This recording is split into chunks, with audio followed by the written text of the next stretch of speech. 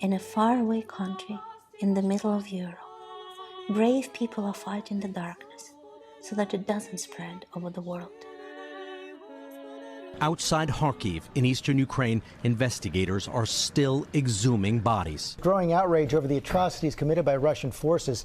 President Biden is calling for new sanctions and a war crimes trial. Russia must pay for its horrific crimes. This is Ukraine, peaceful, beautiful, and free.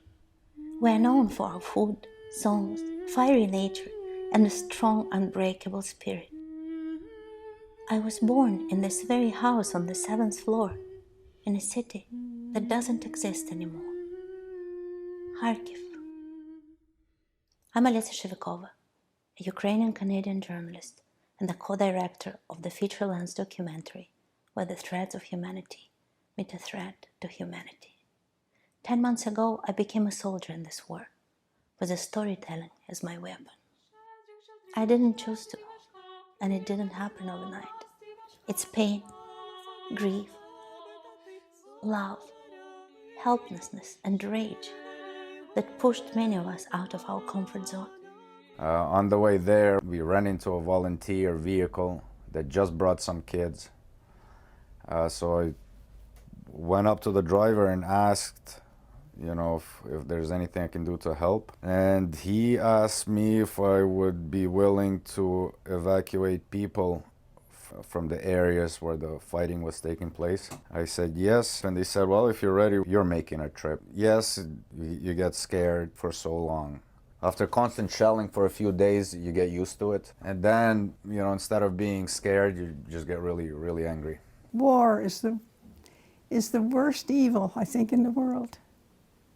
The worst, very worst. Yes. There's no room for war in this world, but people make it anyway. In this film, we're taking you to Ukraine to witness the war firsthand through the lenses of our cameras. We're following the threads to document the war crimes, to give them names, voices, and faces, to prevent the tragedy from turning into statistics. Our international team of journalists, filmmakers, activists, volunteers, human rights lawyers will craft a film that will bring those accountable one step closer to the International Court of Justice in Hague.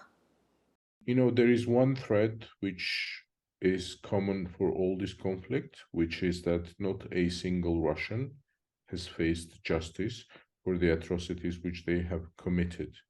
And until there is a justice done and done properly, this is not going to end. We need to break this impunity cycle.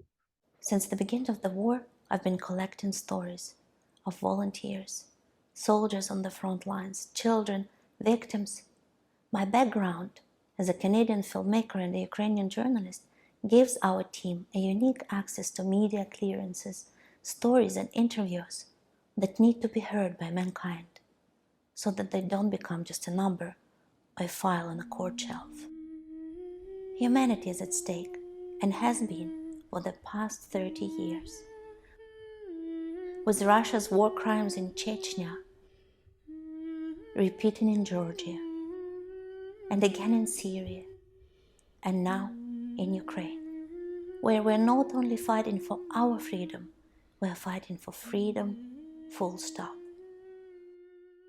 Постсоветские войны – это не отдельные эпизоды, это цепь войн, цепь преступлений и цепь безнаказанности.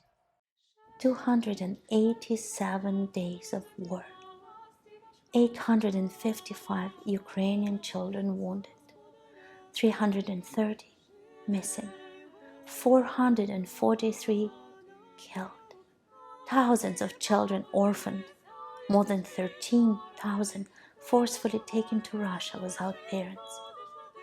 The human rights organization we work with on the ground in Ukraine is undertaking a new project to return as many kids as possible to Ukraine.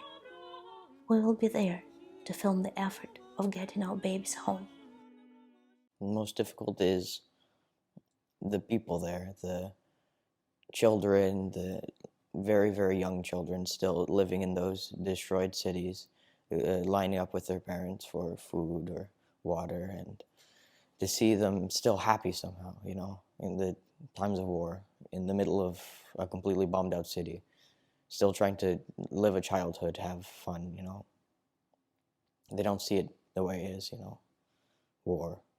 With your support, we're going to Ukraine to change the world, one thread of humanity at a time, and one step closer to the International Court of Justice in Hague.